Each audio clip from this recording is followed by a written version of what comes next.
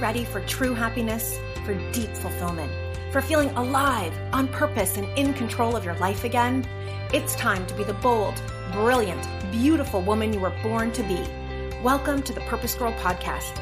I'm women's happiness and life purpose expert Karen Rockkind, and I'm going to teach you how to live on purpose, feel alive, and be happy in every aspect of life. I'm going to get real about my life and interview women who are living on purpose so that you can finally live yours. Welcome to the show.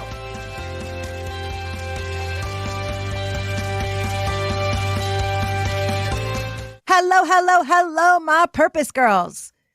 So today promises to be the most personal, the most emotional, and perhaps the most important podcast episode yet. Because it's almost Mother's Day as I'm taping this live, and today I'm going to share parts of my journey to motherhood that I never have before. And they're parts that I've been ashamed of, afraid of, embarrassed about, and yet deep down know that there's nothing to be ashamed of and know that my story can help so many women out there. And you know that I open up all of my stories and open up my whole vulnerable heart when I feel that there is a story of mine that can help another woman. And so today I am opening up about the full range of emotions leading into Mother's Day. I think we think as a society, it's all about pink flowers and brunches and happiness and joy. And that is a piece of it for many people. And there are so many other emotions, pain and sadness and grief if you've experienced a pregnancy loss or a child or your mom. And so we're going to dive deep into Mother's Day. We're going to dive deep into all the emotions. And we're doing so on behalf of all of our sisters. Because when we support a sister, we support all women, and then we can all rise together. And so you're going to want to stay tuned for the whole thing. Grab your box of tissues, grab your BFF to link arms as you listen. Make yourself a cup of tea and get cozy, because it's going to be a good one, sister. Before I begin, new question I've never asked you. Have you hit subscribe on the Purpose Girl podcast? You hitting that one little button, subscribe, does a few things. One, it ensures that you catch every episode of the Purpose Girl podcast. Two, the more of you that subscribe, the more women all over the world find us. It's also how I get amazing and better guests for you, because the more subscribers I have, the more people want to be part of it. Also, the more of you that subscribe, the more I attract sponsors, and that helps to pay for the whole production of the Purpose Girl podcast. So do me a favor. If you love the Purpose Girl podcast, head on over to Apple Podcasts or wherever you listen, hit subscribe. It takes 1 second, and it is doing me a huge favor. One sister to another. Thank you. Next, of course, I want to read our review of the week. This is a 5-star review coming to us from MMGALB727 that says, "Love this podcast!" Exclamation point. Karen is so thoughtful and warm. You want to jump through your headphones and give her a hug. But it's not just a feel-good show. It's one that provides actionable steps and direction so you can start discovering and living toward your purpose. Aw, I love you. And I do want you to come through the screen, the microphone, and give me a huge hug. I cannot wait for the day, and it's coming soon, when we can have our Purpose Girl Goddess Retreats. They are coming, sisters, so just get excited. I am figuring out how to do them safely this summer of 2021. And so if you want to be one of the first people to come to a Goddess Retreat live, make sure that you are on my newsletter list. You go to purposegirl.com, you sign up for that, or you are in my Purpose Girls Facebook group. We are almost 4,000 women strong. Join us there and you'll be one of the first people to know and get all of the good early bird discounts. And then we can hug live. It's coming. All right, my sister, let's talk about Mother's Day. So as a young girl, I thought Mother's Day was all about joy and happiness. You could tell I'm already crying. I have a wonderful mother. I've talked about her on the podcast. I spoke about her at the Women's Day event. She is my role model for everything. She was a career woman before most moms were. She ran a math department after being the youngest and first woman teacher in her college, and knew they told her that she was paid less, and she worked her way up to running the department for like 20 years.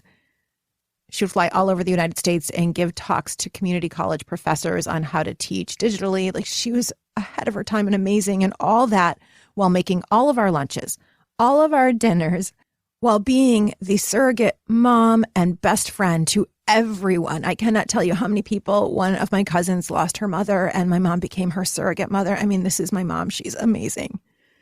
I love you, Gladys.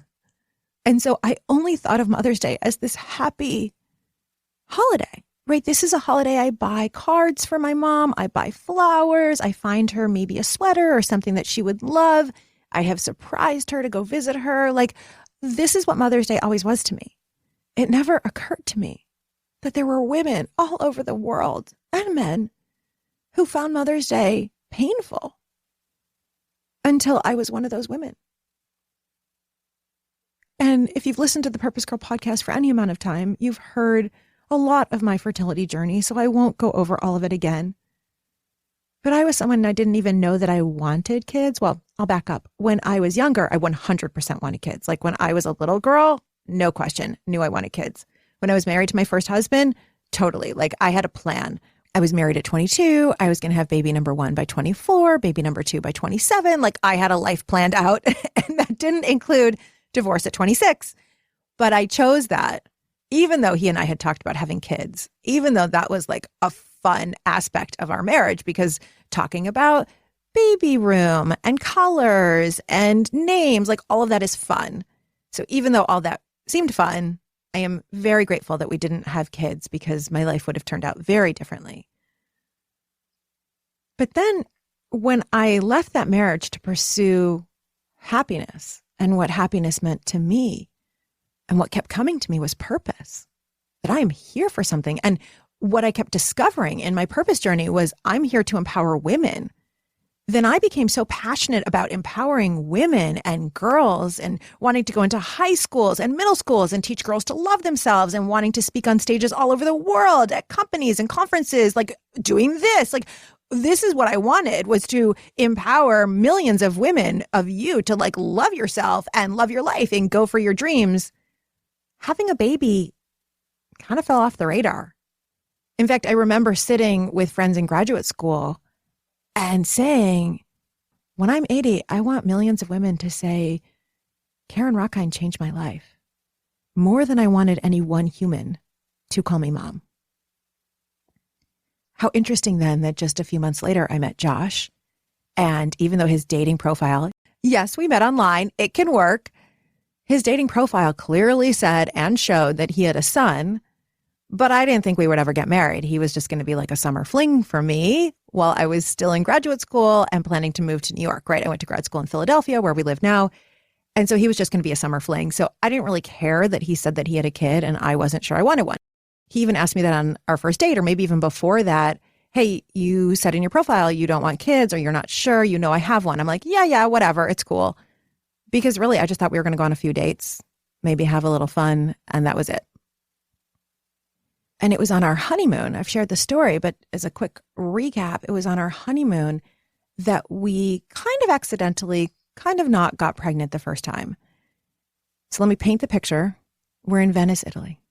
It's May, right around Mother's Day.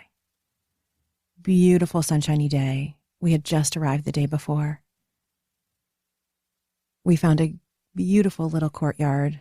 We had a delicious seafood lunch. I'm talking calamari and pastas with shrimp and glasses of white wine. It was divine.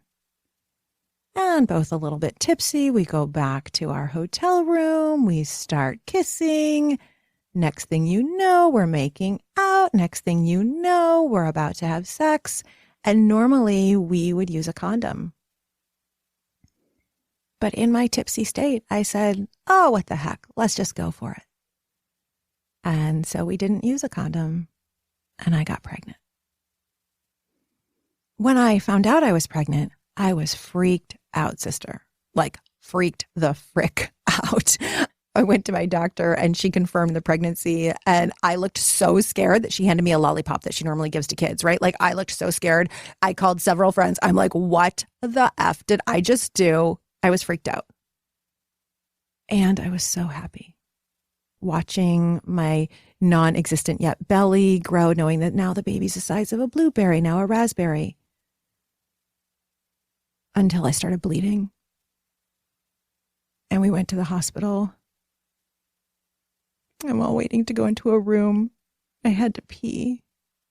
And right there in the toilet, sister, all blood, all tissue came out of me. I miscarried right there, screaming in the hospital bathroom. From then on, Mother's Day became something different for me. Yes, I love my mother. Yes, I still send her cards and surprised her to visit her. But Mother's Day also carried a pain of what was not going to be for me, right? Because the very next Mother's Day, I would have been a mom, and it was an enormous emptiness and loss. And it remained that way for the next 4 years. Now, to make up for it, Josh was wonderful. He would always buy me a card. As a mother to our doggy, Charlie, he would treat me with tenderness. He would still take me out to brunch, acknowledging that I was still a mother to our now 2 babies that we lost in miscarriage. And we started a tradition. I felt like I wanted to turn Mother's Day into something beautiful, into something about birth and growth, because I know how the mind and energy and psychology and how the universe works. And if I focused on loss and how awful Mother's Day was, then I would reap more of that, right? Like when you're only thinking of what's wrong, you get more of that back. And that's because every thought we have leads to a feeling, leads to a behavior. And energetically, there's so much going on energetically that when you put all of that negativity energetically, it comes back to you. And so I knew I had to turn Mother's Day into something beautiful and positive in order to reap what I wanted. And so what we started doing, I think it was that first year, I said, I want to plant a vegetable garden. I want to grow something on Mother's Day. And we had just bought this house, and there was a vegetable garden box that was all overgrown with weeds. And so we spent the day of Mother's Day clearing out the box and planting vegetables. And I'll tell you, that first year we got more tomatoes than we've ever gotten since. We had so many tomatoes. It was like the best summer ever with all those tomatoes. And we planted, I don't know, maybe cucumber, maybe other things. And so for 4 years, that's what we've done on Mother's Day. We have planted our vegetable garden. And now we have Shay, and we will still plant our vegetable garden. That will be our tradition that he grows up doing with us. And I'm excited for it. And it's going to be beautiful. And I am so grateful that this year I get to have a Mother's Day with a baby, and I get to have that part of my heart fulfilled. And I get to enjoy Mother's Day as a mom. And I am so aware of how many sisters out there, of how many of you out there, or your friends, or your sisters, or your daughters, or maybe your mothers had losses before or after you. I'm so aware of how many women, how many goddesses experience a painful Mother's Day. That even in my joy for what is coming on Mother's Day, I still am heartbroken knowing how many women out there will be having a challenging, difficult, painful experience. Mother's Day is filled with so many emotions. For you, it may be all joy if you're a mom and you never had any losses and your mother is still with you and you guys have a good relationship. Like, you may find Mother's Day totally joyful. You may find it totally annoying, right? Like, maybe you never want to be a mom and you're sick of everybody asking you, when are you going to have kids? Don't you want to have kids? Like, and you're like, shut up already. No, I don't. And it's my right not to have kids. So you may find Mother's Day totally annoying. You may find a lot of rage and anger around Mother's Day because maybe your mother was narcissistic and totally took advantage of you. Maybe she abused you in multiple ways. And you're like, I have nothing to celebrate. This is effing bullshit. Maybe for you, there's a lot of grief. Maybe in this past year with COVID or for other reasons, you lost your mom. And there's an element of grief. Josh lost his mom 19 years ago now. And every year on Mother's Day, I think about her. And Sandy, I think about you all the time. That's his mom's name. Also my sisters. I think of her all the time too. In this case, I'm talking about my husband's mom. I think about her all the time. Josh says we would have been so close. She was a social worker, so we had this in common. And from everything I've heard from everyone, she was the kindest soul to have ever walked this planet. And I know she would have loved Shay.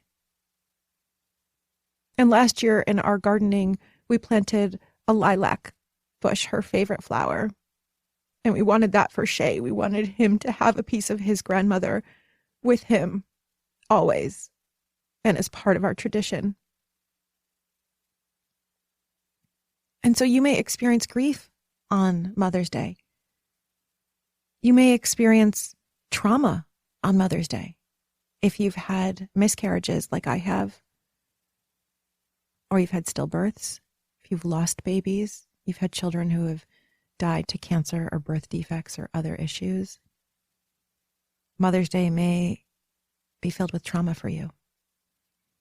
I share all of that not to dampen your experience of Mother's Day, but rather to open your hearts to all of the experiences of your fellow sisters, of goddesses everywhere, that there is a lot packed into one day. Because there is so much sensitivity for women around motherhood. It is a choice. And for many, it's not a choice, right? You want it and it hasn't happened. You may experience a lot of grief and trauma and fear and pain when you've wanted a baby and you've been trying to conceive for months or years. And sister, my heart is with you. All of you, my heart is with you. And you may be experiencing many of those emotions at the same time. And so I just want to open us up to the full experience of motherhood. And this is something for all of us to be cognizant and loving toward all of our sisters. Because the more open-hearted we are toward any woman and every woman, the more we help all women rise. And that's really what the Purpose Girl podcast, that's what Purpose Girl as a movement is all about. Making space for every single woman, for all of your emotions, knowing you are valid, you are right, you are enough, you are beautiful, you are perfect as is in all of your emotions. You get to have them all, and you still get to create everything that you want in life. And I say that you still get to create everything that you want in life, because that is what I've done, even with all of the different emotions that Mother's Day has had for me. So we know that 1 in 4 pregnancies ends in miscarriage. We know that 1 in 5 women will have a miscarriage. I am 1 in 4. I am 1 in 5. We know that 1 in 8 will experience infertility. Yes, it is that common. And I am 1 of 8. And we know that part of this is because many of us are choosing to have children later and later, right? Like I wasn't even sure I wanted kids. I didn't marry Josh until I was 39. When we went on that honeymoon, I was 40. So we didn't even conceive the first time or even try until I was 40. And let me be clear about my own body. My mom went through menopause at 43. In fact, I remember breaking up with a guy. Okay, so obviously I was married young, divorced young, and then I had like a series of one-year boyfriends. I was like the serial monogamous woman or something. Anyway, one of my boyfriends, interestingly enough, this story also includes Italy. One of my boyfriends, when I was 30, I was with him in Italy, and we were not meant to be. We had a terrible relationship. I was calling my best friend, crying from Italy. Like it was all wrong. So we came back from Italy and I broke up with him. And then I went to visit my parents shortly thereafter, and my dad was furious with me. He was so upset with me. So we went to Starbucks. That's kind of our place to have like good, serious conversations. And I sat down and I said, okay, Daddy, like what's going on? And he banged the table and he said, you can't keep doing this. Meaning I can't keep breaking up with men. He said, you're 30 now. Don't you know your mother went through menopause at 43? Your eggs are dying. Okay, so there I am. I'm 30, being told by my father, totally uncomfortable conversation, being told by my father about my eggs, that they're dying, that I'm going to go through early menopause. At 30, I wasn't thinking about menopause. That seemed like 100 years off. Like, what is he talking about? And I knew that it was true. So, of course, it like freaked me out. And then I was like, maybe I shouldn't break up with him. Oh, my God, am I making a mistake? Could it be okay? Oh, my God, I got to find someone else, blah, blah, blah. And I will say I did not get back together with him and I went into a depression. So is it my dad saying that to me? Is it just I was like sick of having these relationships and not knowing what I wanted and feeling like it was never going to happen? Whatever. I've been to lots of therapy about all of that. Bless my dad. He warned me early that I wouldn't be able to have a baby forever. So fast forward, when Josh and I got pregnant at 40, it was like a miracle. Like, first of all, first time we ever tried, I get pregnant. So I'm thinking, I don't have my mom's genes at all, right? Like, I'm totally good.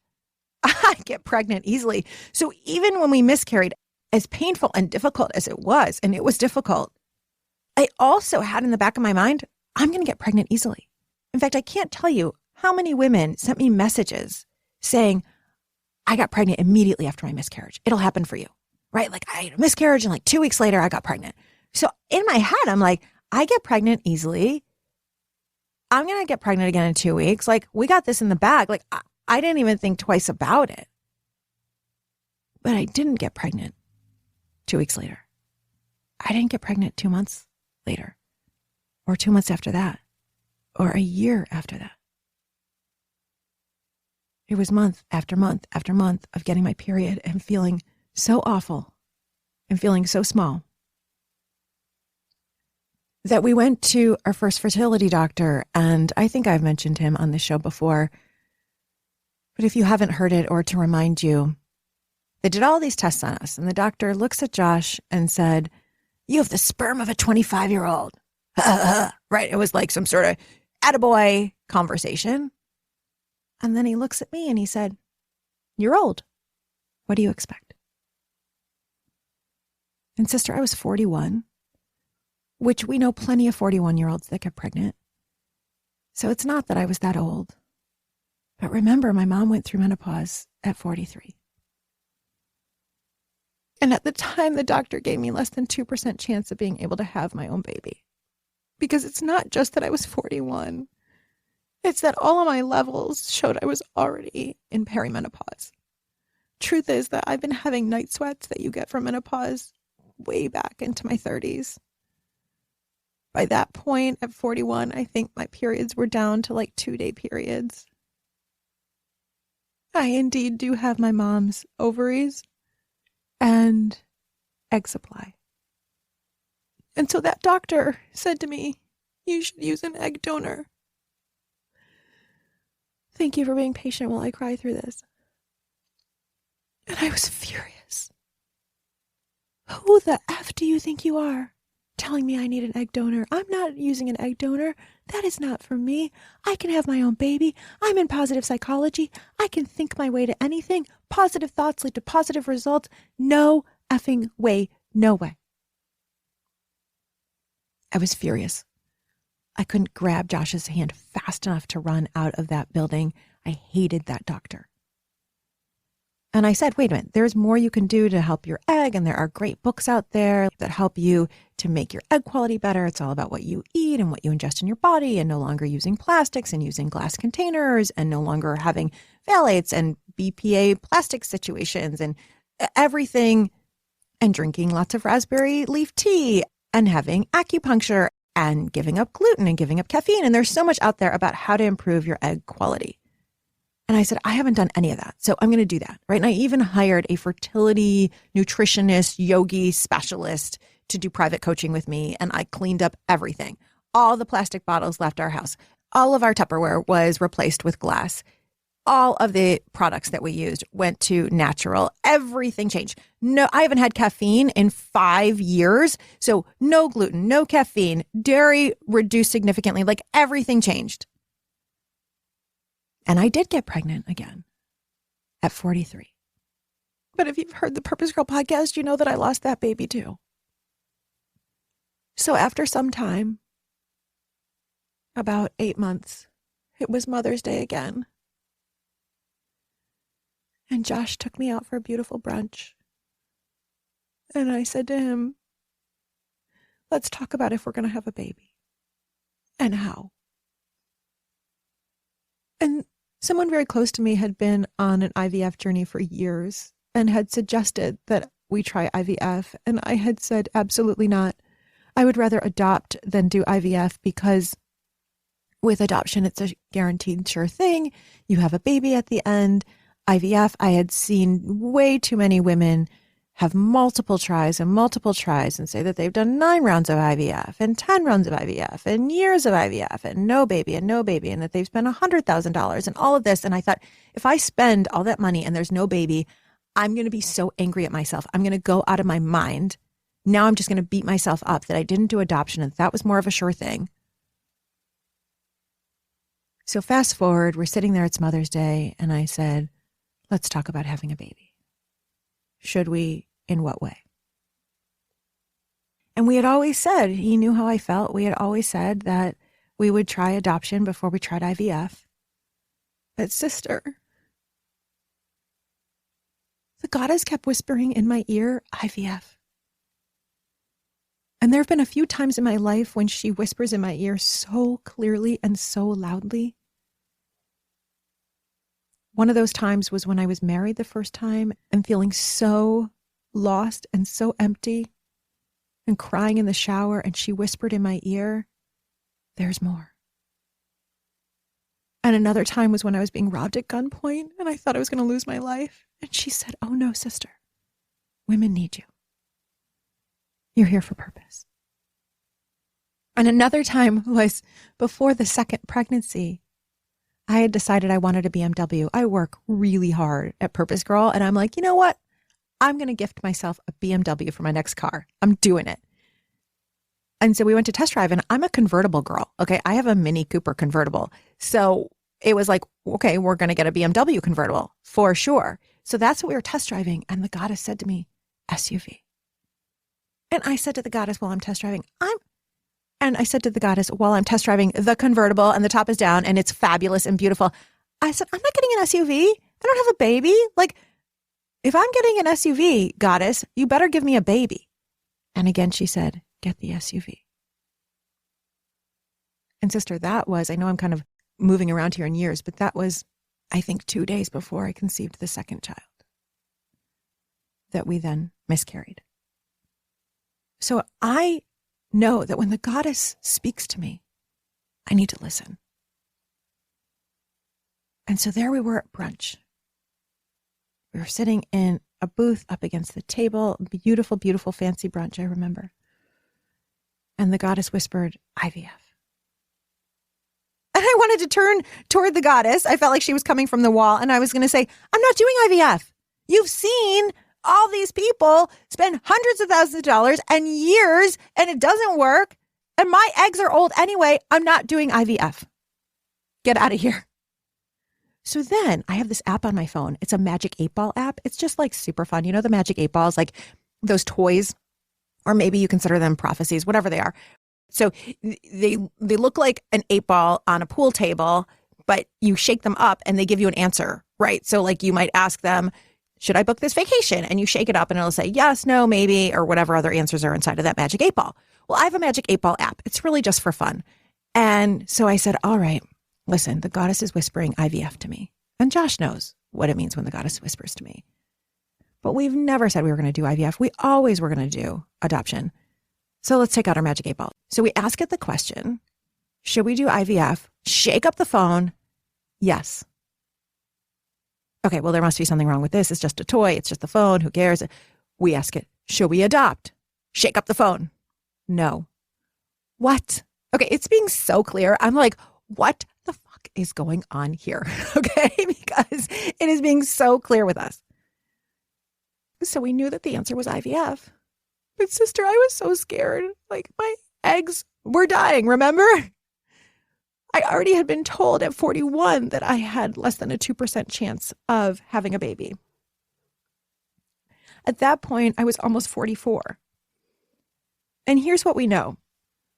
We know, according to the CDC, the U.S. Centers for Disease Control, that the odds of a 44-year-old conceiving via IVF with her own eggs are 0.8%. And I will tell you that the tests I had said that conceiving with my own eggs was less than 0.2%. I mean, literally would be some sort of freak accident miracle. Because at 44, I was even further along in perimenopause. I was still menstruating every month. My periods were down to about a day and a half. My night sweats only got worse. I was in perimenopause. And are there 44-year-old women who have like super kicking awesome healthy eggs? Yes, and more power to you, sister, but it wasn't me. So we started doing research and we found that there are options. We remembered that one doctor had said egg donor, to which I was furious. And I said, no way are we having an egg donor, because I don't want this baby to be Josh's and not mine. So what, we're going to use Josh's sperm and now this is going to be his baby, but it's not my baby because we didn't use my egg. I knew I would be resentful of him. I would be furious with him. I was so afraid I wouldn't feel like this was my child, that this is some other woman's child. And then I was afraid if we use an egg donor, like, is he or she going to want to go look for their biological mom or their birth mom? Like, what do we even call this person? Absolutely not. No egg donors. A couple months go by and I was visiting a dear friend and she happened to have a fertility appointment that day and said, do you want to come? It might even give you new ideas. At that point, we hadn't done any IVF. I had just heard the goddess whispering to me and didn't know what to do. So I went to this fertility appointment with this friend and the doctor started talking about embryo donation, receiving an embryo that another person or couple has made. And I went, wait, what? That's an option? So if this is new to you, here's how it works. Couples who go through IVF end up with however many embryos that they have, some 0, some 10. And then they transfer 1 or 2 into the woman's uterus in order to become pregnant. And in about half the cases, it takes on the first try. And the other half, it doesn't. And that's when you hear a woman say that they went through multiple cycles. That might mean that they went through multiple cycles of trying to retrieve their own eggs. It might mean that they went through multiple transfers. I've heard women go through 3 or 4 transfers and still not get pregnant, or it not be a strong pregnancy and they lose it. And so what can happen, like I have several friends who have gone through the IVF process with their partners and several with a sperm donor. And then they end up with, let's say, 4 embryos. They get pregnant with 1, and then the rest are in a freezer to be used at a later date. And I now know that when you go through the IVF process, you actually have to fill out a ton of paperwork about what will happen to the eggs if you die, or if you break up with your partner, or if there's a divorce. I mean, you have to sign your life away to go through an IVF process, okay? And it's good because you're making decisions, right? So what happens is that they take eggs that are retrieved from a woman, they fertilize them with the sperm, and then the doctors watched what's called a blastocyst grow over a few days. And first of all, not all the eggs fertilize with sperm. So as easy as we were told it was to get pregnant when we were kids, right? Remember they told us when we were like 12 or 13, if you just open your legs, then you will get pregnant. If you look at a boy, you will get pregnant. Not so. Okay. So a lot of times eggs do not fertilize. They literally take sperm in this process, insert it into the egg, and still it doesn't fertilize for a number of reasons. Like maybe the genetic material wasn't good in that particular sperm or that particular egg. So for a number of reasons, not every egg fertilizes. Okay. So a woman, let's say she starts off with 12 eggs, let's say 7 of them fertilize or 9 of them fertilize. Great. Now they watch. The cells need to divide and grow. So, right, the one cell divides into 2 and then into 4 and then keeps growing and has to keep growing over 5 days. So they keep watching. And then at day 3, how many are still viable. So let's say you started with the 12 eggs. You're down to 7 of these blastocysts or embryos. Now, let's say on day 3, 4 of them stop growing and you're down to 3. Okay, on day 3, some people will do a fresh transfer right from the petri dish into your uterus. Much more common is to wait until day 5. That's how you have a better chance of knowing, is this a blast that's going to survive? So by day 5, now they insert it into you or they freeze it. If you have 5, you're not going to transfer 5 into your uterus. That would be crazy and unhealthy. So let's say they transfer 1 and then the other 4 are frozen. And in advance, you've already decided what's going to happen with the frozen embryos. Like any that you don't want, you could donate. You could keep paying every year for the freezer fees, which many, many, many people pay year after year to keep them in the freezer just in case they want them in the future or because they don't know what to do with them and they don't know, and they aren't ready to make a decision about them. So what can happen is some people choose that once their family is complete, let's say that they now have 1 child or 2 or 3 or 4, whatever they want, and they still have embryos in the freezer, they may choose to donate those to another person, a mother or a father or a couple in need who are having trouble getting pregnant. And the laws are clear. You actually can't adopt an embryo. Rather, the embryo is donated and you simply pay for the procedure for the transfer and for all the meds and everything that has to go along with having an IVF transfer. Well, when I heard about this, I was like, what? This is an option? This is amazing for a number of reasons. One, it's a heck of a lot cheaper. Okay, egg donation, first of all, using like an egg donor and IVF begins at $25,000. So that is like, poof, and then I thought if that doesn't work, I'm absolutely going to like murder somebody or myself, right? It's going to be crazy. It's a lot cheaper. And I wouldn't have that resentment that this baby is Josh's and not mine. I'm like, I'm in. This is amazing. We're doing embryo donation. Let's find a doctor near us. So we do all the research and we find that doctor like right down the street, super close to us, is like world renowned for this. And his office has their own bank of embryos and of egg donors. And it's because it's a large practice. He has maybe 5, 6, 7 offices everywhere. And he has a lot of egg donors. There are a lot of universities near me, University of Pennsylvania, Villanova, a number of universities. And egg donors get paid $8,000 to $10,000 to donate their eggs. And they deserve every penny of it because it's a very personal decision that is beyond a gift and meaningful. So we were like, sweet, this doctor has embryos like sitting in a freezer. We're in. So I'm 44 at that point. We make an appointment. We can't get in for months. We go in December. We sit down and the doctor says to us, you can do embryo donation, or have you thought about egg donors? And I said, yep, not happening, because I would just resent him and I would always feel like this was his baby and not mine. And he said, okay, no pressure. Just so you know, it's harder to receive an embryo. There's a longer waiting list and a number of different factors that go into it. And so I'm going to send you to talk to, there's like a special coordinator that you talk to if you're using a donor of any kind, whether it's an embryo donor or an egg donor or a sperm donor, right? One of the reasons for infertility is in a heterosexual relationship or when it's 2 men, the man's sperm might have low motility or low sperm count or whatever it might be. And so if you're using a donor, you speak to a special coordinator. So we went from his office into the coordinator's office. And she gave us all of the information, all of the documents about embryo donation, as well as using an egg donor. And we said, all right, we're going to go with embryo donation, but well, sure, we'll be back. We'll confirm it and be back in touch. That weekend, we were with my parents. I'm going to cry again. And I watched how kind Josh was with my parents. How loving, how giving, taking their luggage up to the 3rd floor of our house, supporting them, out of the car or buying them meals, whatever it might be, just so loving. And I said to myself, if I can have my husband's sperm, why wouldn't I want that? Of course I want that. And so we decided on egg donor.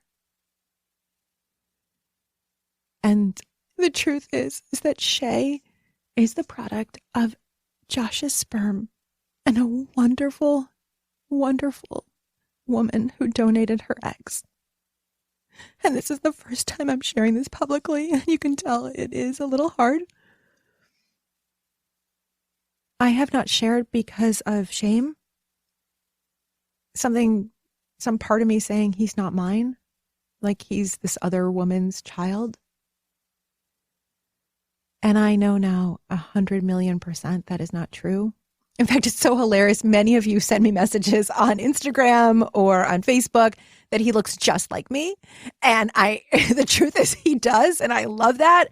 And I didn't want to share this whole story with you. I didn't want to share about the egg donor because I don't want you to stop saying how much he looks like me. Like, I want you to say it more. I love hearing how much he looks like me because the truth is, one, we picked a donor that of course looks just like me. We have very similar eyes. We have the same dark hair, like same skin coloring. A lot about this woman and I look the same.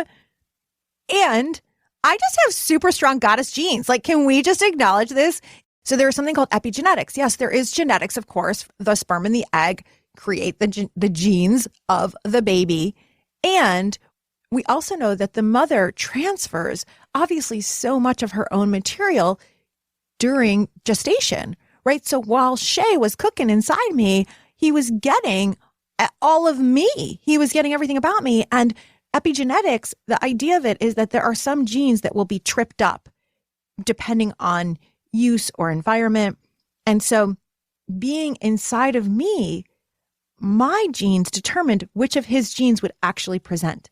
And let's be honest, the boy looks so much like me that when I sent pictures to my fertility doctor a couple months ago, he was like, how does he look just like you? I texted him back like, I think you actually one day, you must have gone up into my vagina and taken one of my own eggs. And he and I were like cracking up over this, right? Like, clearly Shay looks just like me. So I obviously have like super strong goddess genes because the boy is clearly mine. But sister, I was afraid to tell you this. I was afraid to tell everybody this. And every time somebody says he looks just like you, I've had like a pang of shame or embarrassment and really feeling into it. It started months ago when he was born with, is he mine? And I worked a lot with my postpartum therapist on it. A lot. She's like, that milk that you're giving him, yours. And whether you breastfeed or not, that was just one of her examples. That uterine juice that you gave him for 9 months, yours. Like all of it. You being up in the middle of the night while he's crying, yours. You being with him during his first fever and sick and he's hanging on to you, yours. Like all of it. And there was some part of my brain that maybe was afraid of being attached or embarrassed. And so every time one of you, and I hear this all the time, he looks just like you, some pang has been inside of me. Well, what's happened is instead of it being shame or embarrassment that he's not mine, the pang instead has been, I'm not being honest. And listen, even though my life is a public open book, being a podcaster and a motivational speaker and leading hundreds, thousands of women around the world, even though my life is kind of an open book, I still have the right, of course, to live a life of privacy. I still have the right that some stories are mine and not for public consumption. And so I always knew I don't have to tell anybody, right? This is really Shay's story. That was another thing that came up for me. Like, is this not mine to tell? This is Shay's story to tell one day. And that is true too. And Josh and I already tell him. So I tell him a nighttime story, whisper it to him several times a week, that there's a little boy named Shay and mommy and daddy wanted him so much that when baby Shay wasn't coming, they went to a doctor. That doctor said, you need a little bit of help. And so that doctor helped us to find a really nice, wonderful woman who donated one cell for baby Shay to be born. And that doctor merged that one cell with one of daddy's cells. And then together, those cells came together and started creating baby Shay. And then that doctor took all those cells of baby Shay and transferred them into mommy's belly. And then you grew and you grew and you and I had those 9 months together and we became so close. And then you were born and here's baby Shay. And I tell that story, you can tell, it like rolls off my tongue because I tell it so much. So we are being honest with him and we plan to be honest with him. We've heard too many stories that a baby might end up being 18 and then find out and then is full of resentment because they feel like they've been living a lie. In fact, part of the process was we had to receive counseling with a specialist in this who was very clear about telling our baby from a very early age and making it no big deal, right? Because it's just like, oh, well, one cell was donated, no big deal. If someone's growing up with a single mom, then they know that there was some sperm donor, whether that was, a partner that's left or a woman used a donor from a bank, like it's no big deal. And I think the issue is when we make it a big deal. The issue is when we are embarrassed like I've been and we're hiding it as if there's something to be ashamed of. There is nothing to be ashamed of. Remember, women over 44, the chances of having their own child are slim to none, really none. And so when we hear about celebrities and superstars like Gina Davis and others having these babies later in life, many of them aren't saying that they had an egg donor. And I have no idea. Maybe they did, maybe they didn't. But the chances are that many of them did. And so what if we just take this issue out of the closet and we say, here's this wonderful thing. And we say, sister, you can still be a mom and still carry a baby in your belly using a donor. And that's why I ultimately decided to do this podcast today, because I want you to tell all of your friends, you can still have a baby. There are options and that baby will be yours and it will be wonderful. And I know this woman, I listened to her podcast and we're BFFs who have never met, and she did it and she has this beautiful baby and she's so happy and she knows that the baby is hers and you can do it too. And so that is ultimately the mission and the purpose of my life. I am here to inspire you. That is why I'm here. And I know that I'm given every story of my life to inspire and empower women to rise up, for all of us to lift up. And so I spoke to my dear friend, Stacy. So I texted her, I think I'm going to talk about it on the podcast. And then I did like the throw up emojis a few times. So she's like, oh, sister, do you want to talk about this? Definitely. So we hopped on the phone. We did this wonderful process where she non-judgmentally keeps asking me about it so that I can just get all my thoughts out. It's wonderful. It's from Mama Gina. It's called Spring Cleaning. Anyway, I did the process. And what I realized in doing the process, because she doesn't say anything, I just keep talking and talking.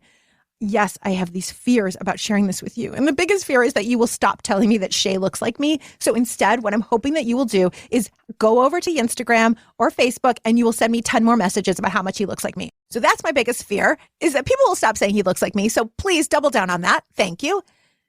And just tell me how awesome my genes are, because obviously I've got the world's strongest, amazing goddess genes that he does look just like me.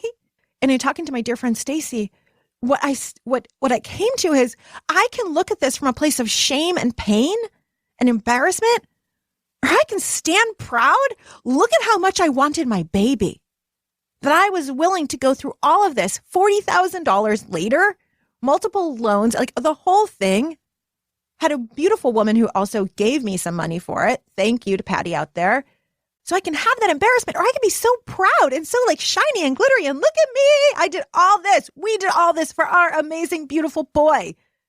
I can be in so much gratitude to this woman who donated her eggs. Like, that is a difficult, long, painful, personal process and decision. So thank you out there. I love you, whoever you are. And no, I don't know who she is. Like, this is amazing. And I can be the glittery light for you, if this is your situation, for your sister, your best friend, your daughter, whomever, your cousin, your friends at work.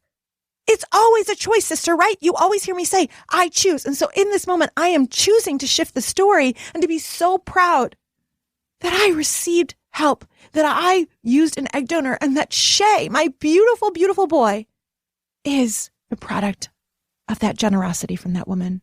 And of my amazing fertility doctor, Dr. Glassner at Mainline Fertility.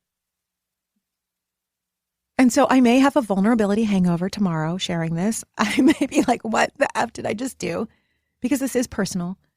I have Josh's full support, whether I wanted to share or I didn't want to share.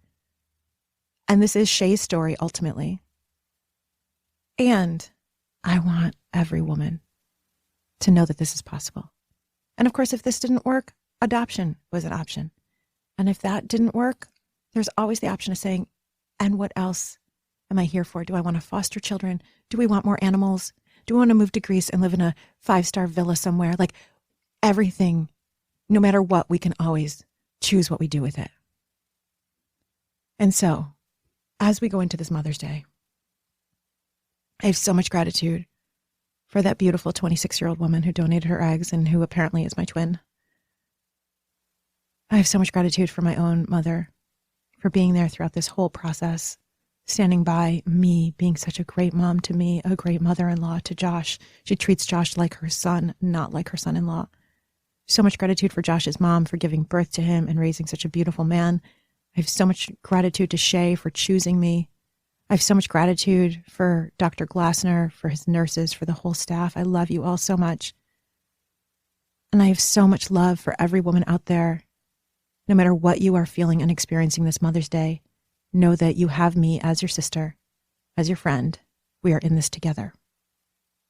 And one final thing, know that no matter what you desire, what your dream is, there always is a way. So rather than say to yourself, I can't, it's not possible, you now have my full story. You know that anytime I hear I can't, I always flip it into how can I? And so when I was told I could not have a baby at 44, you know I was going to flip it into how can I? And when there is this beautiful, wonderful, modern technology option that didn't used to exist, let's be so freaking grateful and jump on it. So the answer to how can I went for it. And I now have the most delicious, beautiful, happy, healthy, poo-poo-poo, knock on wood, baby on the planet. And I'm grateful beyond. So with that, sisters, love yourself this Mother's Day, no matter what it means to you. And please share this episode with every woman who needs to hear it. And if you haven't left your 5-star review, go leave it. It takes you 60 seconds. It really helps me out. Subscribe to the podcast. Join Purpose Girl to find out when I'm doing the next Goddess Retreat. It's coming. And of course, all the Goddess on Purpose courses and so much good stuff is coming. Join the newsletter. Join us in the Facebook group. This is how we change the world, one woman at a time. And with that, my love, may you live purposefully. May you love yourself. And may you love life. Bye for now.